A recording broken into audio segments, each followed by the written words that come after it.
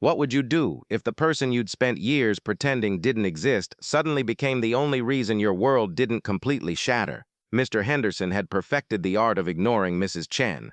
For 12 long years, he'd walked past her small house with its cheerful yellow door, never returning her waves, never acknowledging her friendly good morning calls, never even making eye contact when they both reached for the same newspaper at the corner store.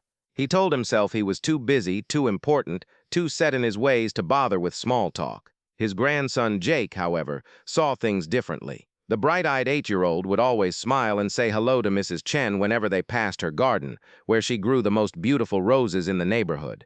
Mr. Henderson would just grunt and pull Jake along faster, eager to get away from what he considered an unnecessary distraction. The truth was, Mr. Henderson carried a quiet bitterness.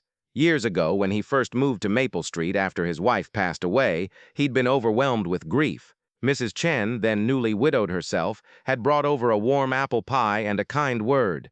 But Mr. Henderson, wrapped in his sorrow, had slammed the door in her face without accepting either. The memory haunted him, and instead of making amends, he chose the easier path of avoidance. He convinced himself that keeping his distance was simpler. He focused on his demanding job, his quiet routine, and raising Jake after his daughter's difficult divorce. Mrs. Chen became just another face he didn't have to deal with, a shadow he could ignore. He walked a different route to avoid passing her house, changed his grocery shopping times, and even stopped sitting on his front porch because he could see her tending to her flowers. Jake often asked why Mr. Henderson was so cold to their neighbor. "Some people just prefer to be alone, son," he'd say gruffly, avoiding the real reason. One bright Saturday afternoon, everything changed. Mr. Henderson was washing his car in the driveway while Jake played with his new red bicycle on the quiet street. The sun was warm, birds were singing, and for a moment Mr. Henderson felt a rare sense of peace. Then in a flash, that peace shattered. A delivery truck, its driver distracted by his phone, ran the stop sign at the end of the block. Jake, chasing a butterfly that had fluttered near his handlebars, pedaled straight into the truck's path. Mr. Henderson's heart stopped. He dropped the sponge, water splashing everywhere, and screamed Jake's name. Time seemed to slow down. He saw the truck's massive front grille heading straight for his precious grandson. He tried to run, but his old legs felt like lead. This was it. He would lose Jake, just like he'd lost his wife and daughter's happiness. He closed his eyes, unable to watch the horror unfold. But instead of the sickening crunch of metal and bone, Mr. Henderson heard a different sound, a woman's sharp cry, followed by the screech of truck tires. He opened his eyes to see Mrs. Chen standing in the middle of the street, Jake clutched safely in her arms. She'd sprinted from her garden, leaving her watering can behind, and thrown herself forward just in time to grab Jake off his bike and roll them both to the side of the road. The truck had stopped inches from where they landed.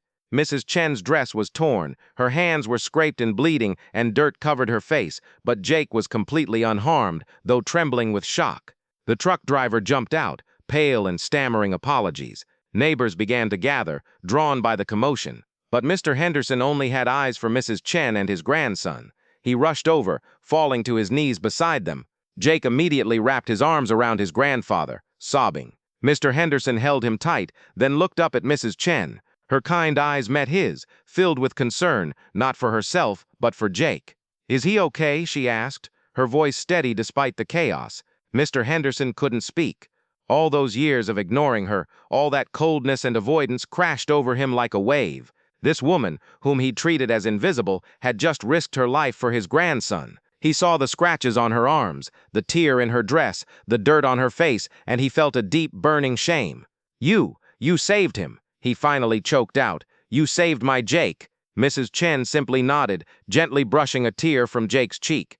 "Anyone would have done the same," she said softly. But Mr. Henderson knew that wasn't true. He knew many people who would have frozen or turned away.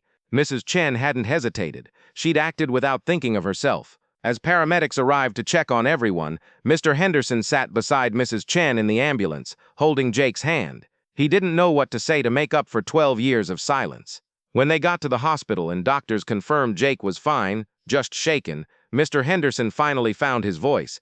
He turned to Mrs. Chen. "I was wrong," he said quietly. "All these years, I was wrong to ignore you. I was hurting, and I took it out on you. I'm so sorry, and thank you. Thank you for saving my grandson's life. Thank you for being the neighbor I never deserved." Mrs. Chen smiled, a gentle, understanding smile that reached her eyes. Grief makes us do strange things, Mr. Henderson. I understood. I lost my husband around the same time you lost your wife. I was just trying to reach out to someone who might understand. In that moment, Mr. Henderson realized how much he'd missed by building walls instead of bridges. He saw not just the woman who had saved Jake, but a person who had been lonely too, who had tried to offer kindness when he needed it most. Weeks later, the front porch of Mr. Henderson's house looked different. 2 chairs sat side by side now, not just one. Every evening, Mr. Henderson and Mrs. Chen would sit together, watching the sunset, sharing stories about their lives, their losses, and their hopes for the future. Jake loved visiting Mrs. Chen's garden, helping her water the roses, and listening to her tales about growing up in another country. The yellow door of her house was no longer a symbol of something to avoid, but a welcome beacon of friendship and second chances. Mr. Henderson learned that sometimes the people we try hardest to ignore are the ones who can teach us the most about kindness, forgiveness, and what truly matters in life. Has there ever been someone in your life you overlooked, only to discover their true value when it mattered most? Sometimes the most important connections are the ones we almost missed. If this story touched your heart, share it with someone who needs a reminder about the power of forgiveness and unexpected kindness. And don't forget to subscribe for more stories that celebrate the beautiful, messy, and redemptive moments that make us human.